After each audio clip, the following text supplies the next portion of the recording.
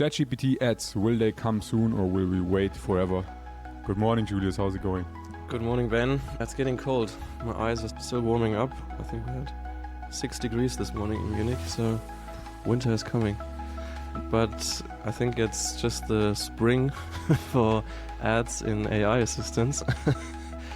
Okay, that was a little bit cringe, but let's keep it. The spring for AI ads. Google is already launching it in the US in PMax campaigns. It's being integrated into AI mode. I think PMax and Search Max, right? Yeah, true. What's your opinion on that? Do you think it's going to be a value driver for Google and for users? I would say for Google, it's definitely the logical next step. I mean, all the LLM providers with their models and the chat and the subscriptions, they are not profitable. So everyone needs to come up with a strategy to become profitable sooner or later. And I think for Google, this was already working with search. I mean, search was, I think it still is very expensive, but I don't think it's as expensive as it was 20 years ago. Mm-hmm. But when they launched Google Search 20 years ago, it also cost a fortune to maintain all these crawlers and all these things. So I think that this is a playbook that Google already knows quite well, that they have to monetize these services after some time.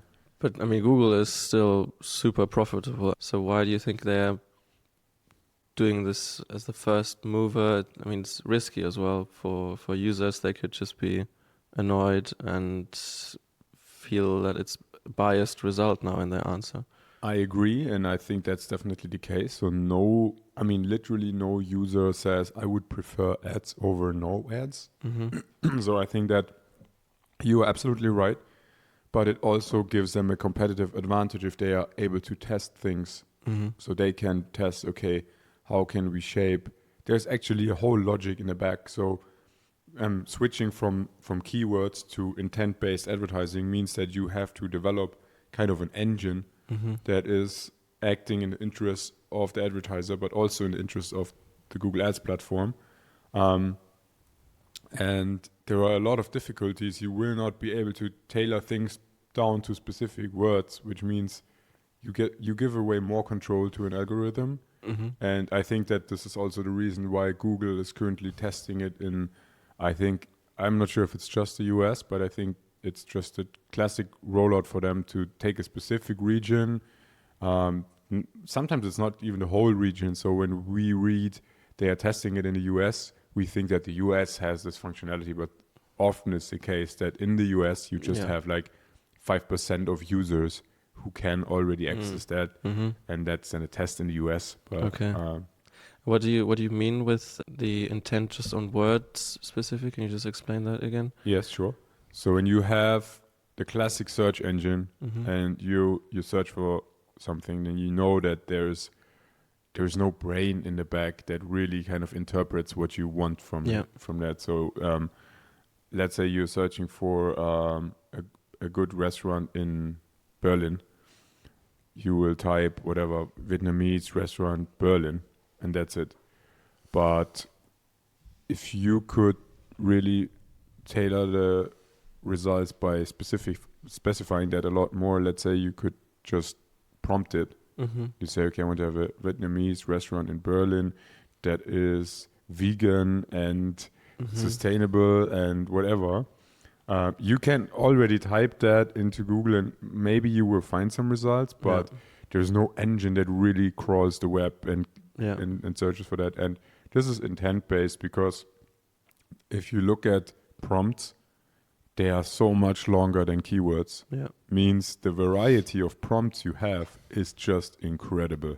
Mm-hmm. It's like, I don't know how many times bigger, but probably like thousands, maybe 100,000 or million times bigger.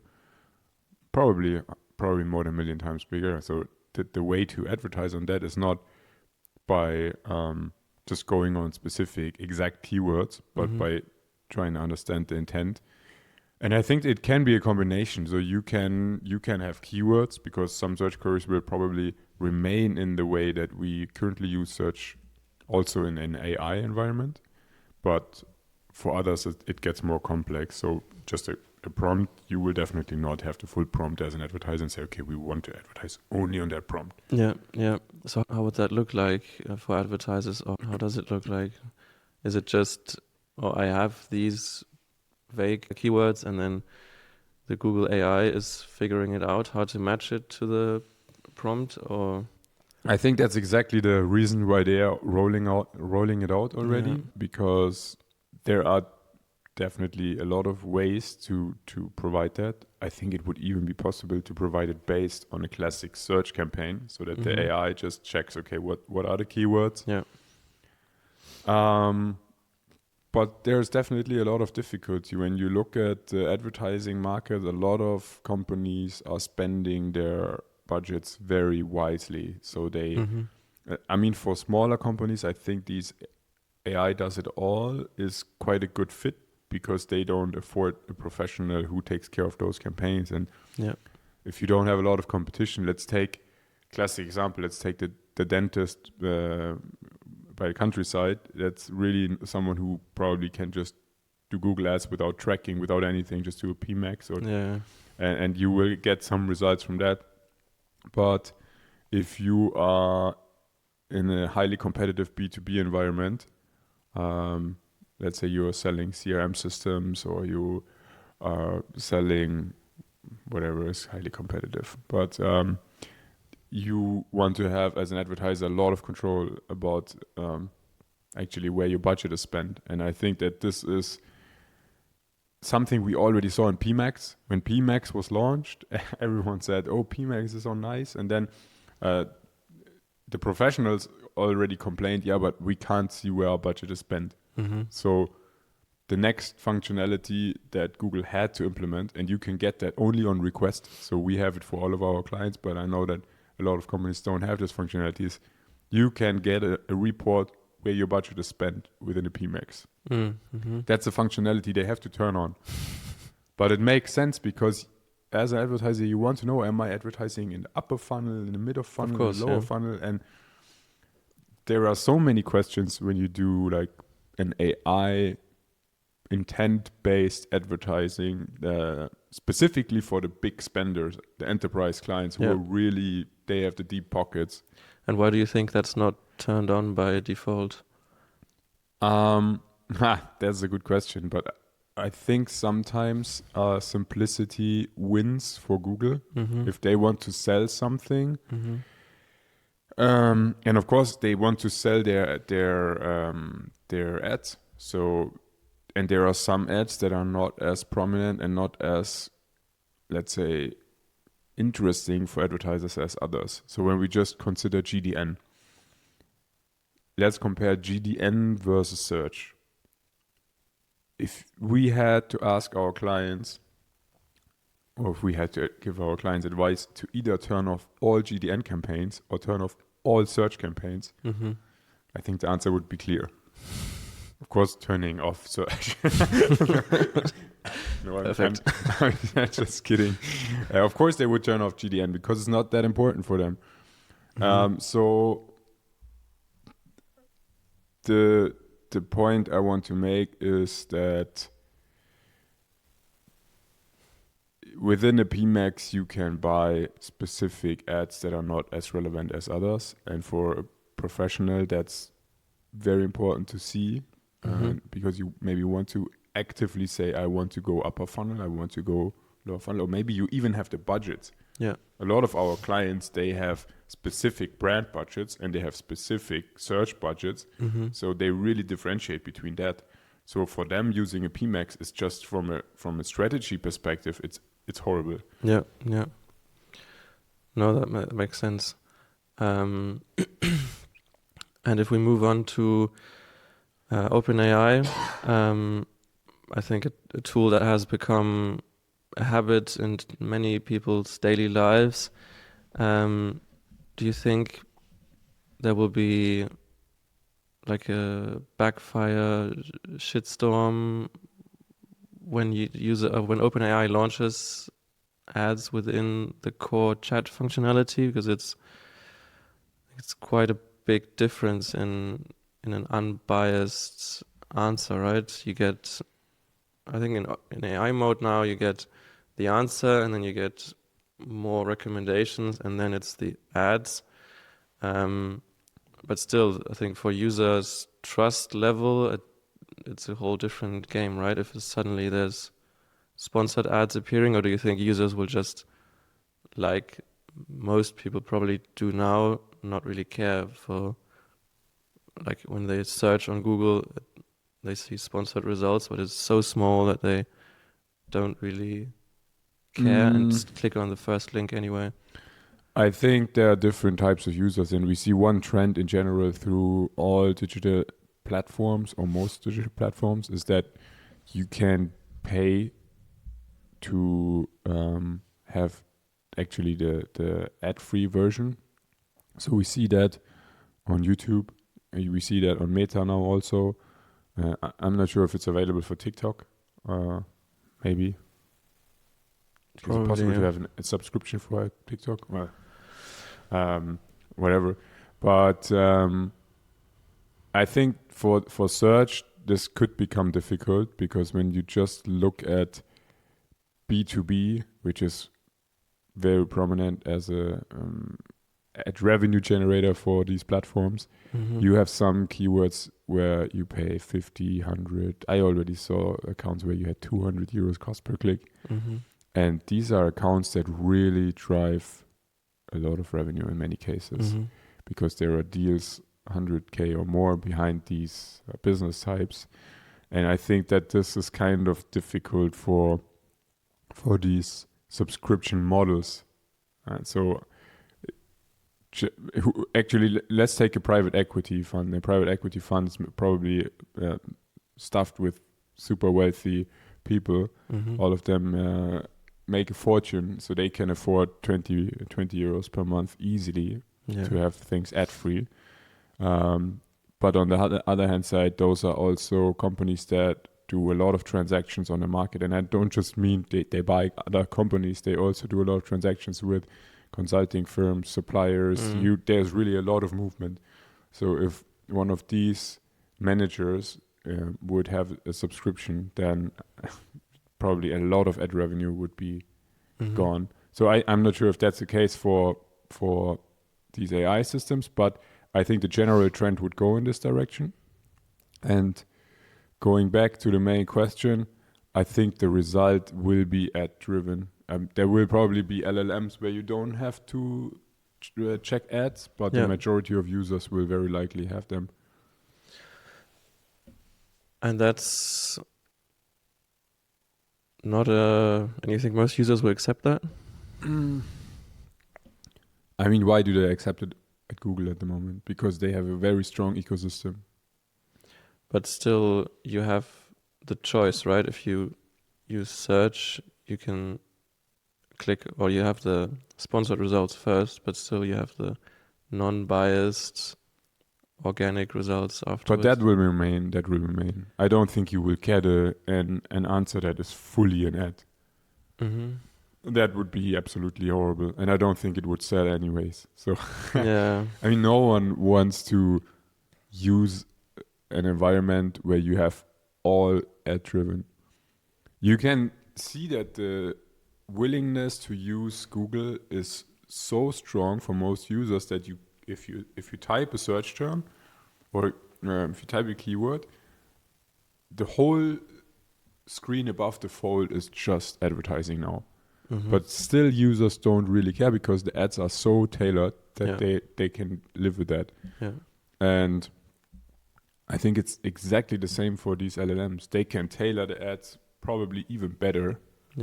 So the results will be very likely better over the time.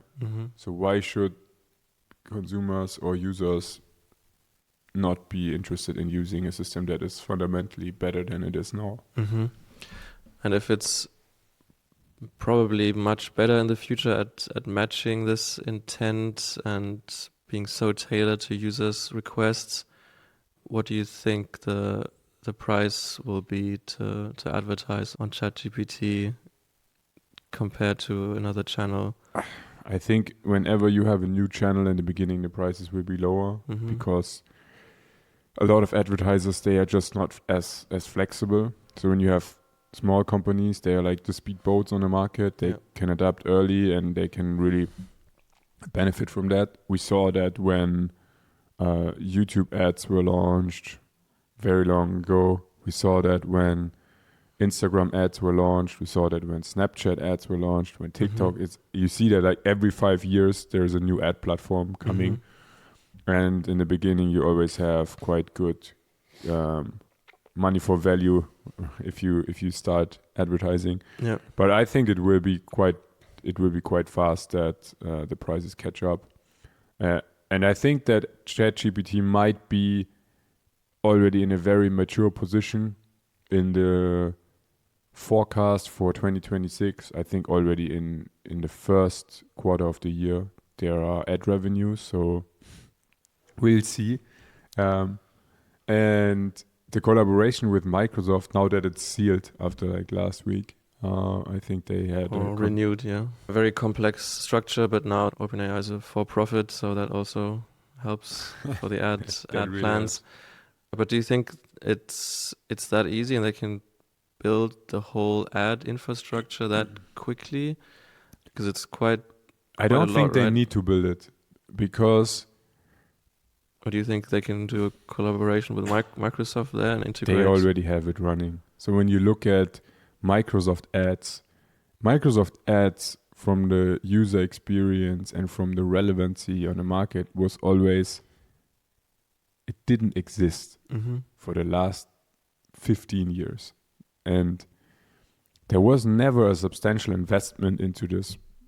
Why? Because simply the return on invest probably was like okay-ish. Yeah. I think it's okay. It's an okay business, but for Microsoft, it's just not relevant. But now the ecosystem seems to look very well prepared for a very strong advertising kind of offensive strategy. And let me just walk you through what I see on the market. So Microsoft, they purchased LinkedIn some years ago. Yeah. And if you look at the CPMs, on LinkedIn you have, within the common digital strategies, you have the highest CPMs.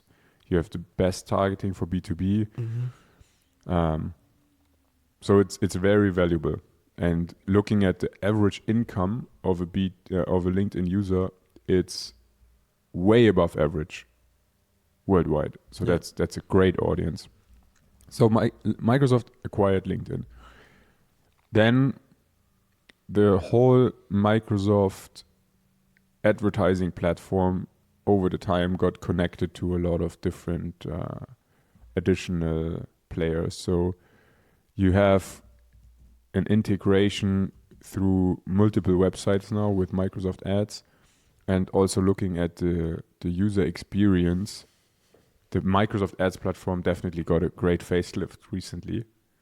And I don't think it's because they are just doing something for the minority of users that feels good. I think Microsoft prepares for that.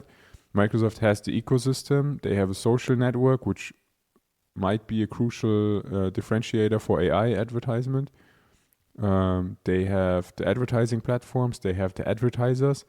And they also have ChatGPT now, and I think the stake of them is like, I don't know, something like 27% or 28%. So they are, I think, majority shareholder. And not majority, but the biggest shareholder. Yeah. So summing it up, I'm quite sure that ChatGPT ads will be bookable within Microsoft Ads. I would be really surprised if that's not the case. Also because they can combine it with Copilot, which is actually also ChatGPT, and Copilot has a lot of users. So counting one and one together, I would say likely that this collaboration has some background of how we can flush the world with ads again. Yeah. No, it would definitely make sense. I mean, building an ads network is complex. I think with all the regulation, like we have so many clients that can't pull ads here or there for X, Y, and Z regulation. So it's a huge, complex mess that you have to get into. But you also have the benefits when you consider Microsoft Ads. I mean, this playbook is also not new in the field of advertising platforms. That you take different platforms and you just combine them so that advertisers can buy from a single point. Mm-hmm. You can, let's just take Google. I mean, Google still has a lot of search partners. Mm-hmm. For those who are not familiar with search partners, so I don't know if it's still the case, but you had recently like I don't know, Yahoo or whatever, these very, very small search engines, but they have not always been that small. Yeah. Like 15 years ago, there were some search partners, and they grouped kind of their inventory. It's called inventory, what they sell. So every ad is part of the inventory. They group that to make it more attractive for advertisers to say, okay, we're spending $1 million now on Google. Yeah. And it's exactly the same pattern that we see now. They will group Bing, they will group Copilot, they will group ChatGPT. Maybe they will even group it somewhere with LinkedIn. I think that would be a very, very strong move. Makes sense, yeah. And they are already the second largest search engine advertising supplier. So why not making it a lot bigger if adding ChatGPT? And I think they will be somewhere in the field of 20-25%. Oh, really? They're second. I thought they're third. Okay. What's the second then? I thought Meta is second. No, it's... No, I don't think so. Okay. I think theoretically it's TikTok now. Oh, okay. Because TikTok has a lot of search traffic nowadays. But overall, the TikTok audience is, I think it's still smaller than compared to the Bing users. But yeah, the young people all search on TikTok. So maybe B2B strategies will someday be on TikTok. Yeah. No, crazy. No, I didn't know that. I think the only thing that speaks against that is Sam Altman, who I think has much bigger ambitions than just being a part of Microsoft. I think he might. We'll see. Maybe he'll pull one out of the bag. It's super difficult for him at the moment, and I really wouldn't like to change, because when you look at the AI market, you have so many layers where competition is crazy. Yeah. You have the data center layer, and everyone knows that that's the big layer. Yeah. Like the data center is the heart of all applications. Then you have the device layer. So Apple will very likely work in some way with the Siri update. I mean, it's already there, but I cannot really feel it. But then you have the application competition, which is then ChatGPT versus Anthropic, whatever. And then you have the integration within these apps, like Outlook, Microsoft Office, all these. So I think there are so many ways of competing, and I think that OpenAI is kind of trying to play in all of these fields at the moment. I mean, they're following a solid Silicon Valley playbook of just tying themselves to every big other player there is, so they can capitalize on this hype that they have at the moment. But is it really a playbook? Is this really a good playbook? I think it's kind of risk management, but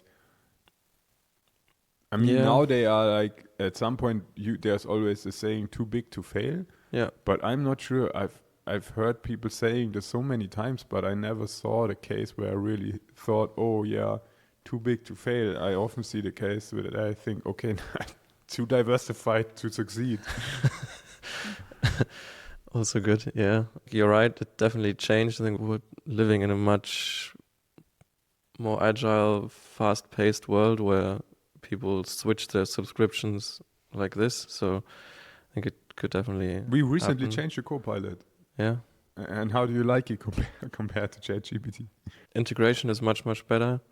Individual answers, I'd say, are like 80% quality when you give them like a complex task, data analysis, drawing data from files.